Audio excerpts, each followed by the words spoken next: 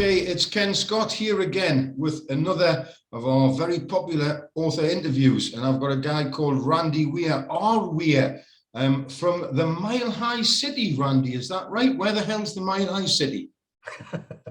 Denver, Colorado, though I live in a suburb, Westminster, which is just a little bit north of Denver. But yeah, Mile High City, Colorado, thin air. In the Rocky Mountains. And I do believe I read I used to golf a bit.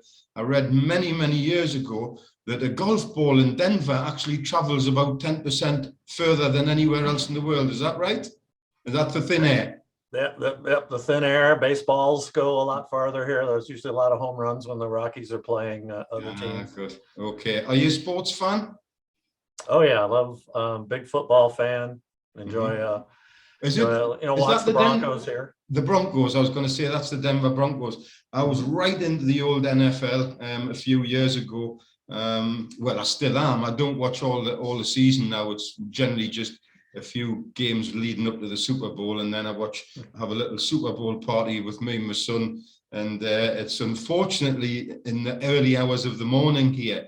And it doesn't start till about midnight, and generally we're both asleep by the end of the game. But never mind. Anyway, moving on. We're not here to talk Denver Broncos or Rocky Mountains or Mile High Cities or anything like that. We're here to talk about your book 3 of the series, which is Divine Devils. Is that right? Well, there's a whole series. The series is the Divine Devils. The third book is titled Sold Souls. Okay, and tell us a little bit about what you're covering in that subject. I understand the thriller books, aren't they? Yeah, and you've got a guy called Hunter Divine. Is that the protagonist in there?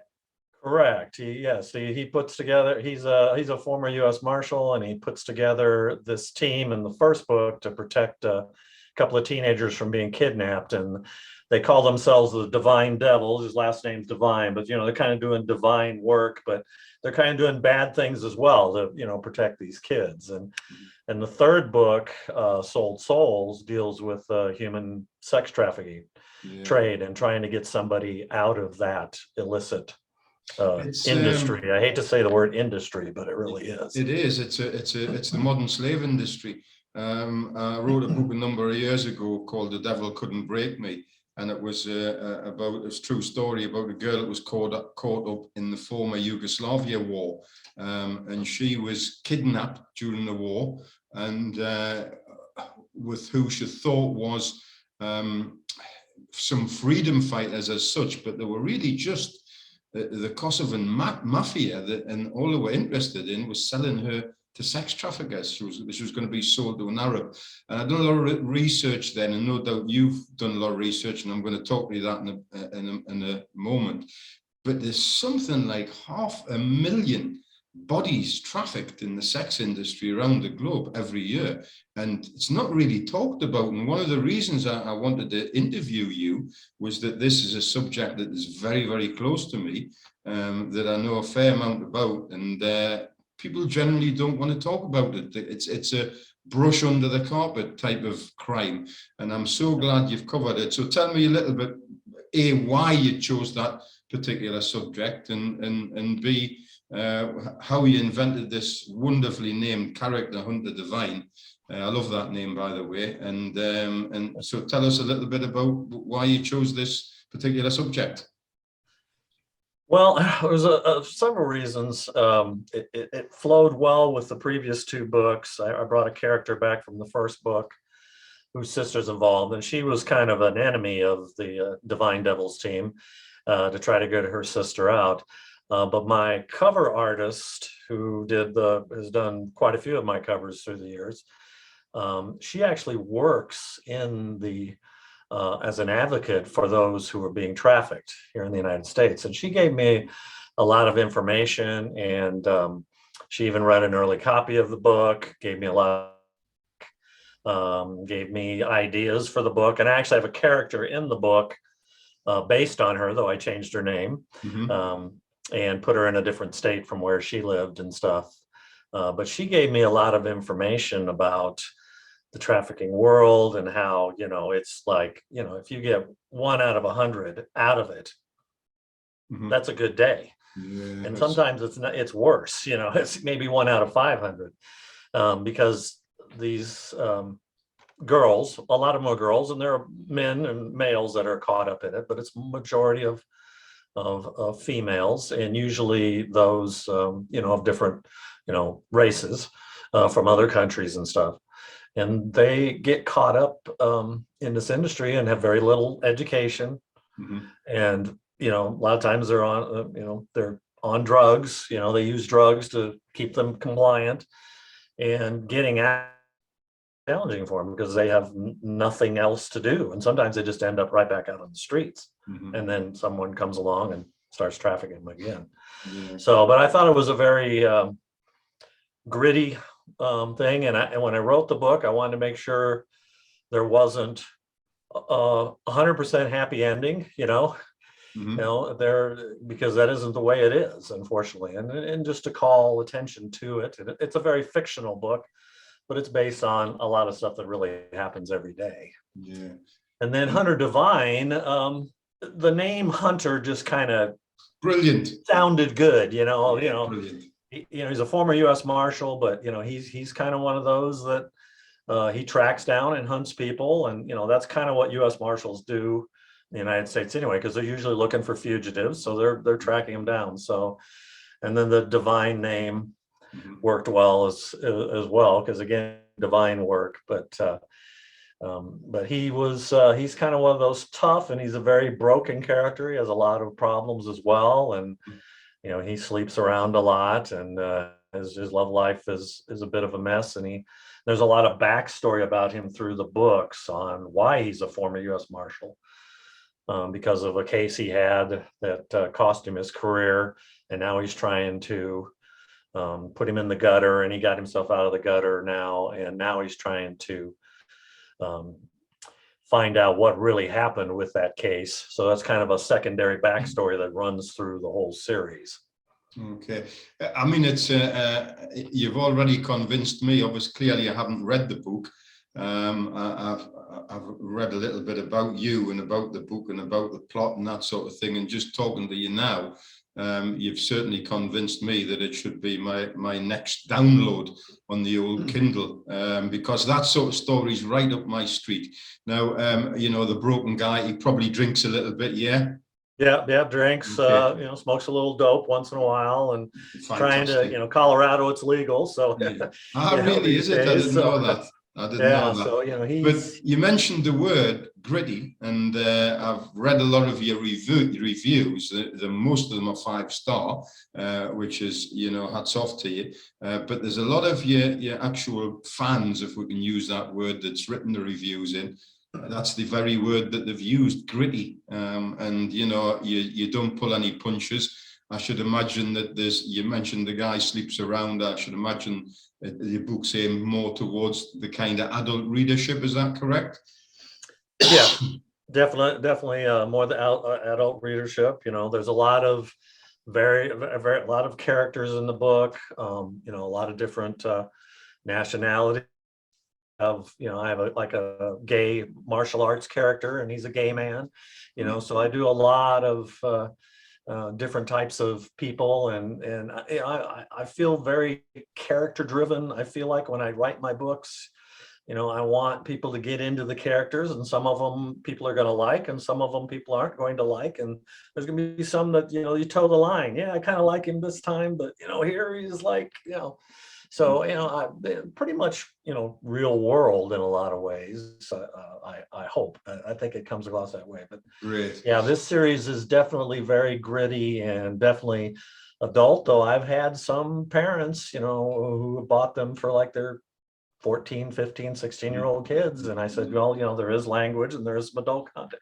Oh, she said, they watch Netflix, Yeah, I know. And listen, what the teenagers are subject to these days as teenagers is just so much more than perhaps you and I were subjected to in the 70s and 80s. There was no internet then. So, there was nothing you could kind of, dive into that's going to give you such an eye opener. But these days they're on the internet from 11 and 12-year-olds. So an odd F word, I wouldn't think would upset them too much. Now, just to ask the $1 million question, I ask all fiction writers, all of your characters, and you've already alluded to one that you've mentioned on a particular person. Would I be right in suggesting that all of the characters in your books are kind of possibly based on somebody that you've met in the past? A little bit. I would say most of them are made. I'd probably say 80-90% of them are made up. But I do, Right. I look at people, and I meet people. I even had a contest through my website where I told people, well, tell me if you wanted to be a character in my book, what would you want to be? You want to be good guy, bad guy, in between, those type of things and stuff. So I'm actually going to write them in. I said I would change your name and stuff, but sometimes they want you to use their real name, So so in a future book, I'm planning on having someone in there that is one of my readers and be a character in the book. Probably not a major character, but be in there for a chapter or two. But yeah, I look at people and I get ideas of hey, that person might make a pretty good character. And sometimes it's even the names, because I meet a lot of people and they tell me their name and I go, wow, that's a great name. Like I had one, I think it was Fedora, I think her name was, or something. Not Fedora, but Federa or something like that. And I said, I got to write that down, because I think that would be a great name, because you're always looking for good, something different than the Johns and the Jeffs, the common names, that stand out. And it's like, with Hunter Devine was a good standout name. And my other series, my Private Eye series, Jarvis Mann is his character. His last name is spelled with 2 N's, but he's a tough private eye, last name of Mann, so it's kind of one of those. You want the character names to kind of fit at least their personalities that you're creating. So you're a bit like me. You're a writer. You're always on duty. You're always people watching. Is that correct? I am, yeah. So people need to be aware when they're around me. Might end up in one of my books, and and since they might even get killed off in the book. You never know, too, right? So on your third book in the series of Divine Devils, tell me, without giving any too much of the plot away, tell me maybe in half a minute about the plot of the book, but be careful not to give too much away. If I says, right, give me 30 seconds on the plot of the book, how would you describe it? Sure. So Hunter Devine and his team of devils are hired by a previous foe to try to find her sister and get her out of the trafficking trade. And they get deep inside that world and find that they may not get back out of it all in one piece. Okay, perfect analogy. A little bit like we've all seen the film, the Liam Neeson film Taken. Yeah, have you watched that film? I have, yeah. I've seen the first one. I've not seen any of the sequels, but Liam Neeson. I saw the second one. Liam Neeson's a great, gritty character, and probably I imagine your Hunter Devine to be a little bit like him. I would suppose. What did he say? I have a talent, I find people, or something. I have a special talent, I find people. Loved those movies, and I think probably those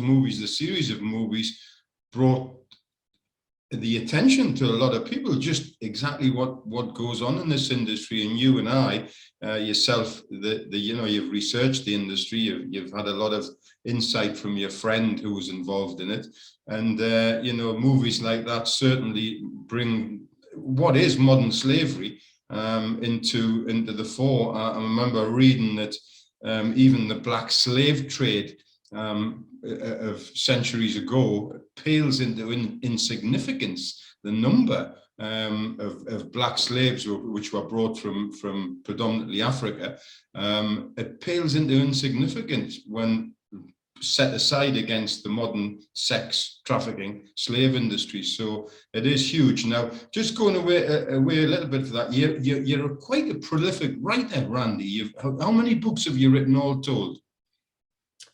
I have 8 in the Jarvis Man series and 3 in the Divine Devil series, and I'm working on basically 2 books right now. So yeah, so 11 so far published so far. Okay. And is it a hobby or is it a full-time job? I'm an IT person by trade. I do computer stuff. You know, we're having some little camera issues there. So I was like, at the initial, it was like playing with the camera and stuff, and good old computer stuff. But I do that mostly part-time, and it's usually, you know, a few times a month. So I am mostly a writer these days. Try to spend at least several hours a day, if possible, writing. And then I do a lot of stuff around the house because my wife, she's the big breadwinner these days, and works. She actually gets to work at home. You know, COVID got everybody working at home here in the US. And so she's actually in the office next to me working today. So. Okay. Brilliant. Yeah, look after the breadwinner. It's a tough life, Randy. I mean, I moved into the I suppose 15 years ago. I gave up a job and said, I think I'll start and try and make a living from writing books. Spent 5 years making nothing and dwindled the life savings down to a few euros. And then luckily I got a break and I wrote a book for somebody and it became a bestseller.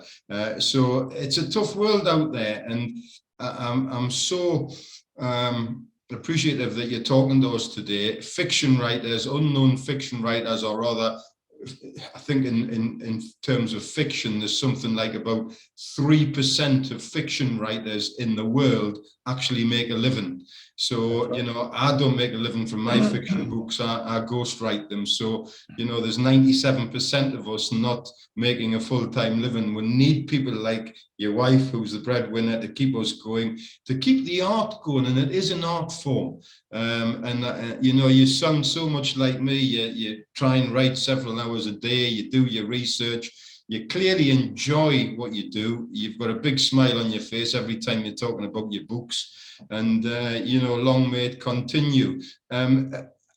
After this series is actually finished, do you intend to move on to different characters or different books, or do you have something completely new up your sleeve? Tell me. Well, I'm actually, and this, I haven't really told too many people this, so it'll be kind of the Jarvis Man series. Yeah, the Jarvis Man series, I more or less book 8, but I'm actually bringing him back for at least 2 more books. And then there's a book or 2 I'm thinking that may deal with some characters that are in the Divine Devil series, like maybe a prequel dealing with one of the men in there, Amari Sar, who's in a wheelchair. And he's the one that helps put together the Divine Devils team along with Hunter. And I was thinking about I may do a prequel book to tell how he ended up in the wheelchair, because he was working as a mercenary at one time. And so those are the ideas that I have right now. And then I've thought about doing a gritty police novel, and I have a kind of a working title in my head there. But that one, I will probably get the Jarvis books and the other Divine Devils. There's probably going to be at least one more Divine Devils book for sure in that particular series, and then maybe the prequel, and then I've got 2 more planned. The Jarvis Man Private Eye series. So yeah, I've got ideas, and hopefully you know, things kind of just pop in your head, you know, and you go, hey, you know, that make that. And it's the same thing with the Divine Devils. I kind of came up with the name the Divine Devils first and kind of built around it, and worked from there. And I'm a very much a seat of the pants writer too. I do very little outlining. I kind of just let the story come out of me as I write, and sometimes it's totally different than what I imagine it. No, that's interesting, because I'm exactly the same as you. I have a brief outline, but beyond chapter 2, I never know what's going to happen in my fiction books. Do you kind of have an idea what the ending's going to be at the beginning, or does the ending just happen? Sometimes I have a general idea, kind of a beginning, middle, and end, but they don't always end up that way. Like I said, I think the story, when I first start out, I think the story is going to go right. And then, oh, nope, it's actually the way I'm writing it now. It's going to go this way instead. And so it can be different, though. I have had a couple of books where I've actually written the ending before I've finished Really? the middle part. Yeah. And then worked on up to it, because it was kind of one of those things. It was just in my head. And I'm one of those too. It's in my head. I got to get it out of my head. Yeah. Or just I can't sleep sometimes. Yeah. Again, I hear me and you. I always go to bed with a little notepad next to the bedside cabinet, and I sometimes wake up with what I think is tremendous ideas at 3 o'clock in the morning, and you have to write it down. Tell me, has there ever been any movie interest? And I'll tell you the reason I'm asking is that I'm envisaging this as these stories that you're telling me, and the plots and things, a little bit like the Liam Neeson films. I really am seeing movies. I haven't even read your books, but I really am seeing movies in it. And I sometimes, I'd never watch television, but 2 or 3 times a week, I'll try and get a movie in Netflix and watch a movie. And some of the garbage that's on there with the plots and things, that really, and a mixed martial art female detective, and she kills 12 people within 3 minutes and shoots an injured. And then I hear, stories and plots like what you have, and I'm automatically thinking, there's a movie there. Have you ever had any interest from any people that said that would make a great movie? I have. Why is this not a Netflix? Can you say that again? Because your camera froze for about 3 seconds there. So if you could just answer the question again. Have you had any movie interest? I haven't had any movie interest other than, maybe some of the reviewers saying, oh, this would make a great Netflix series. And stuff. Mm-hmm. I see stuff like, the Bosch series on Amazon Prime, where they've taken those books and made it over a 7 or 8 or 10 episodes. Yeah. And I always worry about a 2-hour movie being able to take most of the Divine Devils books are all over 400 pages. Yeah. And so, trying to cut that down into 2 hours, you're going to leave a lot out. But a series, 7, 8, 10-hour episodes would be great. But if the offer ever came up, I'm always willing to listen. I know that stuff. I go to an event in Nashville every year, Killer Nashville. And there was an author up there. She was doing one of the speaking. She was talking about how a couple of her books were options. She says it just takes years and years. And sometimes it gets made and it gets bounced around from this writer and this producer and that. It's all. So it's a long process. I've got experience in that. I had 2 books optioned. One of them was 7 years ago, and it's still being kicked around. So I do know. As long as they pay you, right? As long as they give you a little money up front, at least. Yeah, they have, and the crazy thing is that they pay me every single year to maintain the option. And I mean, it's pennies. It's $1,000, but it's not pennies, I suppose. And they give me 1,000, and I'm thinking, why are you paying me this money and you're not making the movie? It sounds crazy, but during COVID, it was just before COVID, we really thought we were there with this particular movie, and then it just shut down. It didn't happen, and I got a few emails over the last 2 years, and then I messaged the guy again, and he says, look, I've got to be honest with you, we've moved on to another project. And you think you've waited 7 years for this, and then COVID hits and it just doesn't happen. But that's the way of the world, I suppose. Now, you mentioned Nashville. I noticed that you won an award in Nashville for one of your books. Which book was that? Yeah, the very first book in the series, The Divine Devils, won last year. That was a real surprise. I went down to Nashville and they called my name, said I was the winner in the thriller category. Fantastic. And then book 2 in the series, Fallen Star, is up for the award this year. So I'll be going back to Nashville in August, and I'll find out if 2 times a charm. I would be really surprised if the sequel won, but you never know. But it's a fun event, and very hot and humid though in August in Nashville, Tennessee. I can imagine. You're obviously, are you a little bit cooler where you are in Denver? What sort of weather have you got there? We've been pretty hot, but it's at least dry here, though. We had a big rainstorm last night though. And we've had a lot of fires in the state the last year I or saw two, that which made the smoke on the really bad. news. So. We I don't know if you know, but you're speaking to me from Spain, and we've had about 14 or 15 days now where the temperature's been in the mid 30s, and yesterday was touching 40, so very, very hot.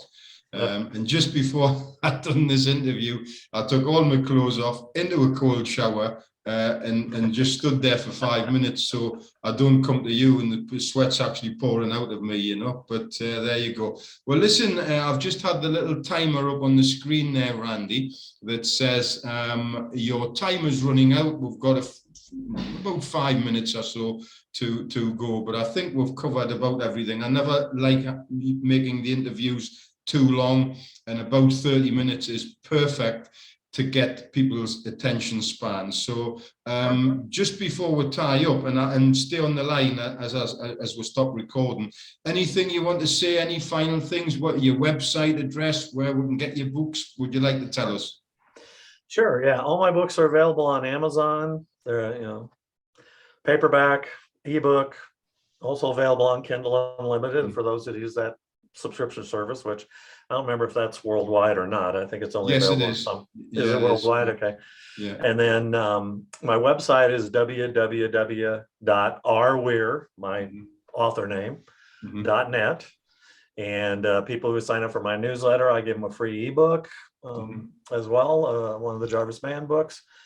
I'm going to sign up for you. I'm going to sign up for your newsletter when I come off here, and you can send me one of the Jarvis Mann characters books, because that character sounds fantastic as well.